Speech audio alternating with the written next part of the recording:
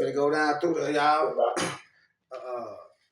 Man, we talking about them giants, you know what I'm saying? They were spiritual creatures. Well, not spiritual creatures, but they was half human, half spiritual creature. You see what I'm saying? So we talking about the blood that was left by them. That's how we continue.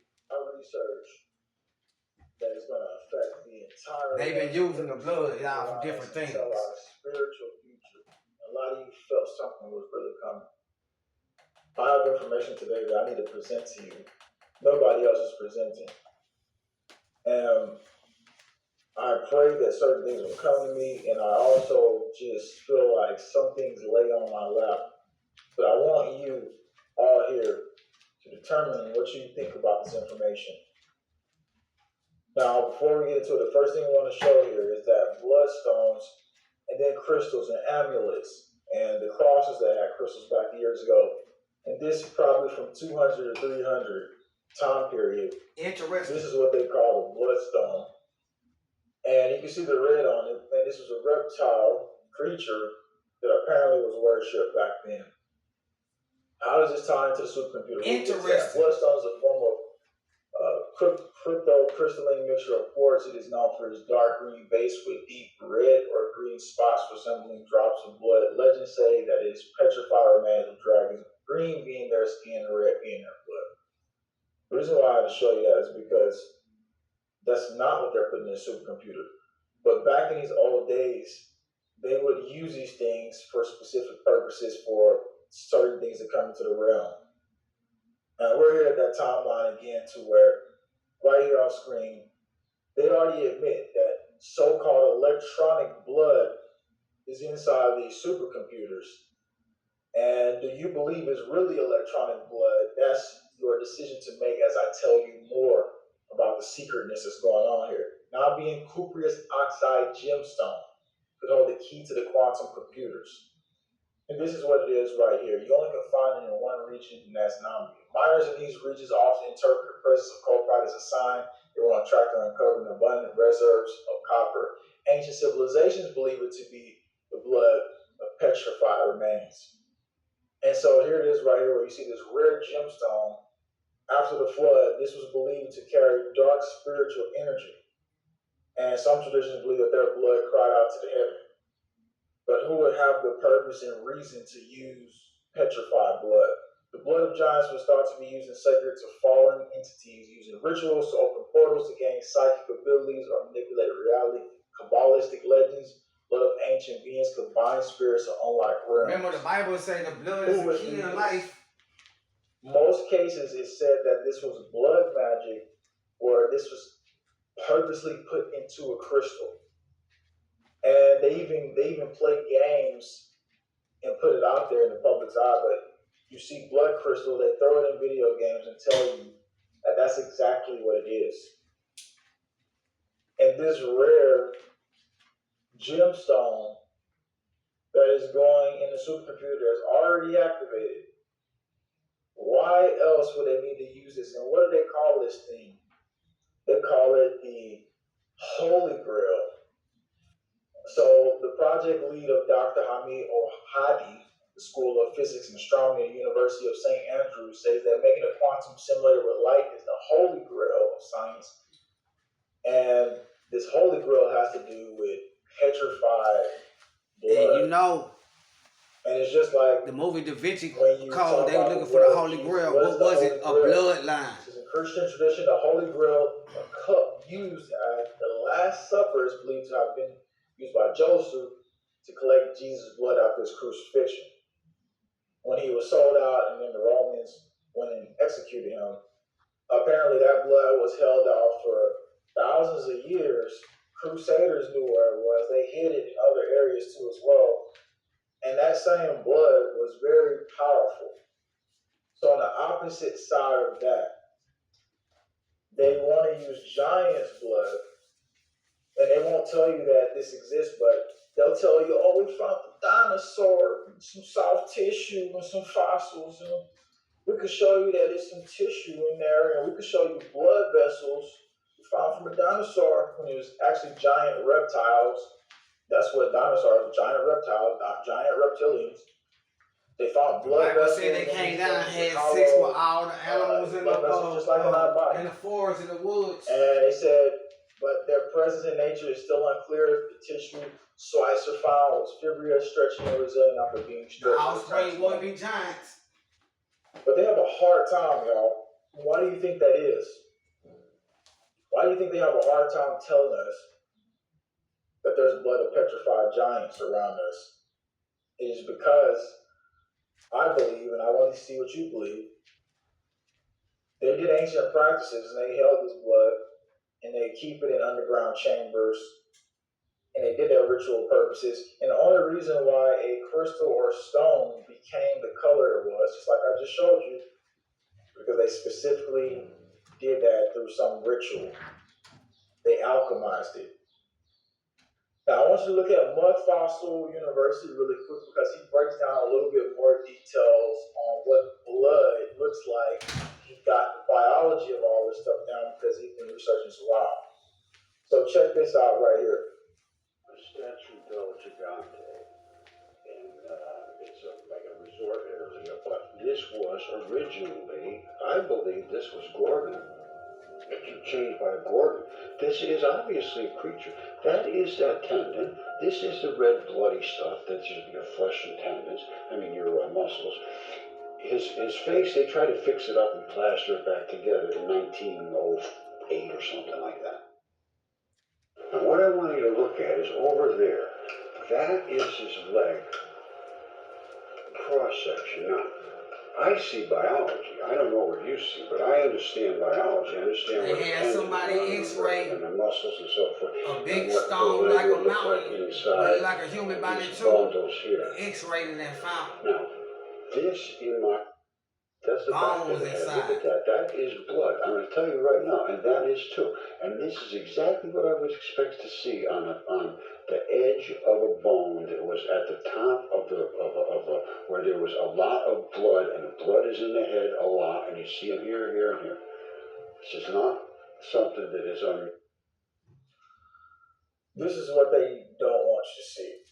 What do you thought about all this? And we're about to go even deeper than this. So we're talking about a gemstone that is from hundreds and thousands of years ago. So I would say thousands of years ago, just to be on point. So when we look at this thing once again, and I ask the question, who would be behind something like this? They had to know a lot more about this. They had to know something specific. And when I did a deeper dive on that, I found out that this was led by a researcher in the UK. It says UK's University of St. Andrews found that a special form of light made using the ancient Namian gemstone would be the key to a new light-based quantum computer which will solve long-held scientific mysteries. It will be able to basically open up fields around us in ways that we wasn't used to seeing. Because if you're using petrified blood, in reality, you've taken something from a bunch of generations of civilizations, giants, and now you attain this power and you put it in a machine. So I go to this university here, right? And not physically, but I want you to look at this right here really quick. And if you're here right now, you're alive, I appreciate you for being alive. I appreciate you for pushing back against the system. I appreciate you for seeing outside of the normal aspect of what we've been told. So if you take this here, it's a cult within a cult, they say. St. Andrews University. They just finalized their agreement in 2024 for the Master Supercomputer Plan. And here's a school. It was founded in 1413. It's the third oldest university, English-speaking one that we have in the world. We're talking thousands and thousands of years old, where they have these secret societies. You got to pay $100,000 and you sign NDAs. It's like $300 a ticket. And only people can get in these clubs called Praetorian Club if you are a member of that school. So it's private, and the secret society that runs it, if you want to know what the word Praetorian refers to, is the Praetorian Guard, a unit of the Imperial Roman Army. serve as the personal bodyguards, intelligence agents of Roman emperors to anything related. So how convenient that the Romans basically take out Jesus, right? And then they call these people the Praetorian Guard, and they're the ones to put the blood of giants or petrified beings into a supercomputer. They know exactly what they're doing. Wouldn't you think they're one of these universities that have deep ties? And I want to go into it deeper because if we go into the Nabian region, which they don't tell you, oh, it's not the giants in other places like Africa, is it? Well, we haven't been shown everything. And I'm going to show you some more of that. Because to get to where I'm going, you have to see where everything connects. So if you look on screen right here, you see that the green one is Nambia. And then up there, the orange one is actually Nigeria. And the reason why I'm showing you that is because if they got petrified blood in that region, they say it's rare, they had to get it from the same zone within those two areas. So a guy goes out there about a couple years ago. His name is David Nkiwa, I think his name's up there on screen. He puts his foot inside of this. You can see it's a footprint there. Where it basically looks like giant was walking around there. And, maybe these ones was like 20 feet tall or something like that. He looks at some rocks, they say, oh, well, it's just been a volcanic eruption zone. Well, volcanic eruptions don't look like this. Volcanic eruptions look melted. They look not fully square. These look like perfect rectangular stones. What you see on screen right here. Tell me what you see. And somebody says that's a small giant. Yeah, you're right. As a matter of fact, even across America, you may not have heard of it, but Capua was another giant that was being moved throughout the United States. Capua was a two-headed one, and he was only about, I think, 12 or 13 feet. But he was examined, and you can look this up yourself. Look up KAPBWA. The body was allegedly examined by a physician in the sign of the 1960s who said that it showed no obvious signs of being fake. No other experts appear to have examined the body, either to determine if it's genuine or if it had internal anatomic requirements to be likely to survive a set of isophalic paraphagous twins. I think that's how you say it. So then we jump back into this whole supercomputer situation. So in Nambia, they got the gemstone. So we had to have some people back then practice these ancient magics, and they knew about this. Just like you say, the blood of Jesus, they'll invoke the blood of the giants, the blood of the fallen ones. And it's what's happening right now. It's the spiritual battle we're facing right now. It's the changing evolution cycle they knew was coming. Remember, and Revelation says that Jack the two-headed giants. He gonna grant Satan the power giants in there to get up, to walk and talk. He couldn't walk and talk at first. Sounds like AI. The quantum-based computer. It's gonna be soulless. You need to look at this closely here so we can talk about this. To create Rydberg, it's gonna be the image of the beast. Which I was like, what is that? And we're gonna go into that in just a second. The researchers trapped light between two highly reflective mirrors, a cupreous oxide crystal from a stone. That's why it's gonna look human, y'all. We told you about petrified blood. It's gonna be the image of us. And polished to 30 micrometer thick slab, thinner than a strand of human hair. They filed it down that much. Because it is sandwiched it between two mirrors. Two beasts, one human. Or a gateway in the universe. Okay, so next, to make Rydberg's a demonic entity, times larger than and then there's the dragon who is Satan. Before. It's going to be the image of the beast. You just said to us that you were able to. So it's going to look like us, AI. 10 times greater than before. And we got to get into Rydberg polaritons here in just a second, because that's another big thing, another big key into everything right now, because not knowing that is basically not knowing half of what's going on here. So before we go into that, though, I want you to see this right here. This capability could allow quantum simulators to solve important mysteries of physics, chemistry, biology. For example, how to make high temperature superconductors for high-speed trains, how cheaper fertilizer can make, potentially solving global hunger, or how proteins fold, make it easier for us to produce more effective drugs. That's only half of what it can do because they call it the Holy Grail. So moving further into what they was actually saying, after we talked about that, we said the body, and we examined that. What is Rydberg polarians? Here it is right here. Check this out. After this, it's a quantum simulator particle. And so with these quantum simulators, this is what they all came up to do at the end of this. It's looking in like gleams into reality by using the blood of ancient beings. And it's basically carving out pathways of possibilities of what they could see happen.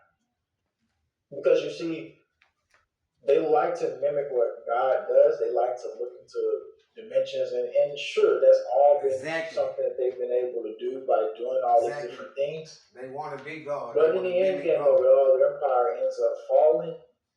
But they end up weaponizing the fallen entities, the blood of petrified giants, and they end up actually using that in a supercomputer. And what is that supercomputer eventually connect to? AI. And when we say cupreous oxide, because you can go look up coprite on his own, and coprite is in Arizona, Russia, it's in Africa. You can find this in a couple of areas. This one happened to be so rare, and the reason why is because magic was done to make this happen, most likely. So coprite is an oxide material, and the reason why they say it's copper oxide, Cu2O, is what they mean by when we say cupreous coprite. Its dark crystals with red internal reflections are an isometric system hexaoctahedral class, appearing as a cubic octahedral or dodecahedral forms, or in combination penetrating twins, frequent color in spite of its nice color, rarely used for jewelry because it's low in MOHS, hardness 3.5 to 4. So the hexagon is another thing they use. You gotta understand in symbology. Hexagons, the people, the dark power, they like to use those things. Kabbalah. And so again, all this was in Kabbalah practice to start doing a lot of our government is actually into Kabbalistic practices. And as we move into every new chapter of this information I'm presenting to you, I believe was a key determining factor in how they plan to push forward their agenda, how they plan to usher in the mark of the beast system, how they plan to usher in the Antichrist system as well. And you can look back in the newspapers and the Journal of Congress in 1896, things being published about discoveries of giants and the foots. And the reason we probably couldn't know much about them is because of what they were doing. And so if you've been gathering the blood of giants, you've been gathering the blood of these ancient sons of God, fallen, you don't want the public to know about that. And the whole theory of giants being in stasis on the ground, they could have the blood also in areas on the ground as well. The giant of Gilgamesh, they found out. It looked like he was in perfect condition when they found him. So, and that wasn't debatable when he was found. Somebody says a museum doesn't allow you to know. Yeah, the biggest cover-up of it is Smithsonian. And they don't want you to know. They only tell you about giant reptilians, which is they call dinosaurs. The Smithsonians, they don't want to know this giant reptilian. They the cleanup crew. They the one who get everything and hide it out. You tell them you got some dinosaur bones, they come to your house and take them, and then act like they don't know nothing about it. Signs of the ice and don't know what you're talking about. Find out obviously below the ground is even more than we know. So the Smithsonian Museum. This is another thing they said. Making a quantum simulator with light is the holy grail of science. We have taken a huge leap towards this by creating Rydberg Larritin's the key ingredient of it. So this gets their empire prepared. This gets them prepared to serve the entities that they need to serve. And that's why I say that when we go through these phases, we go through these cycles, when we go through what we're going to go through in these next coming years, there is nothing more important than to be spiritually and mentally prepared. Because now that I've laid this out, I feel like this was something that was supposed to happen. I don't know anybody talking about it. I told you I sat down and things actually just come to me. And it's because not only in myself, like even in my mom and stuff like that, they get stuff, we see stuff that could potentially come. And so it's connection with God, connected with the psychic intelligence that we have. And I know this moment is a soul moment for society. It's not just for me, it's for like a bunch of people to hear this message. So this is going to be so important that they should be in churches talking about this. They should be teaching people about this again. But this is only going to be here on this platform, and only you could be the one